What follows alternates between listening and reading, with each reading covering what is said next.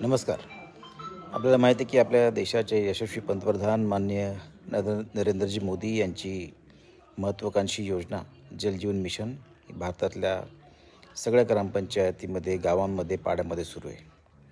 पालघर जिल्ह्यामध्ये सुद्धा 562 पैकी 133 योजना ह्या पूर्णत्वाच्या मार्गावर आहेत आणि महाराष्ट्र जीवन प्राधिकरणाची एक योजना ही पूर्णत्वाच्या मार्गावर आहे. बऱ्याचशा योजना रखडलेल्या आहेत, निधीची कमतरता आहे आणि निधी मिळावा या महत्त्वाच्या मागणीसाठी मी माननीय जलशक्ती मंत्री सी आर पाटील यांना भेटलो.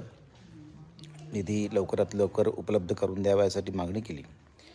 त्यासोबतच पालघर जिल्ह्यातले अनेक गावं, पाडे हे जे इन्क्लूड केलेले नाहीत त्या योजनेमध्ये ते इन्क्लूड करावेत.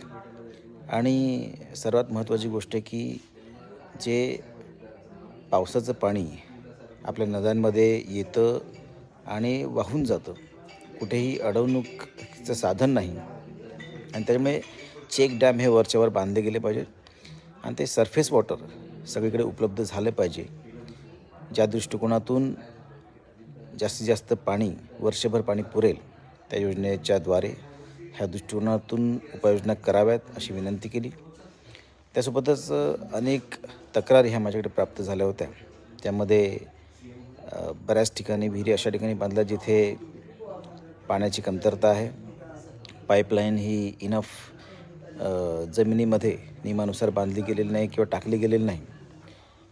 मोखाड्यामधल्या बऱ्याच तक्रारी आहेत की रोडच्या साईडलाच टाकल्या गेल्यामुळे फ्युचर एक्सपान्शनसाठी त्या प्रॉब्लेमॅटिक असणार आहेत. काही ठिकाणी ॲल्युमिनियमची टाकी ही बांधली गेलेली आहे आणि त्यामुळे अशा अनेक तक्रारी ह्या माझ्याकडे आल्या होत्या. ह्या दृष्टिकोनातून मी माननीय जलशक्ती मंत्री सी आर पाटील यांची भेट दिली आणि त्यांनी लागलीच सर्व अधिकाऱ्यांना याच्याबद्दल उपाययोजना करण्याच्या सूचना दिलेल्या आहेत आणि तक्रारींवर सुद्धा त्या निवारण करण्यासाठी त्या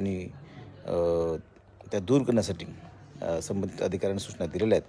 मला आशा आहे की जलजीवन मिशनचा जो रखडलेला निधी तो लवकरात लवकर आपल्या पालघर जिल्ह्याला मिळेल आणि ह्या योजना ह्या पूर्ण होतील आणि प्रत्येक हर घर जल हे माननीय पंतप्रधान नरेंद्रजी मोदी यांची जे स्वप्न आहे ते पूर्ण होईल असं मला निश्चित खात्री वाटते.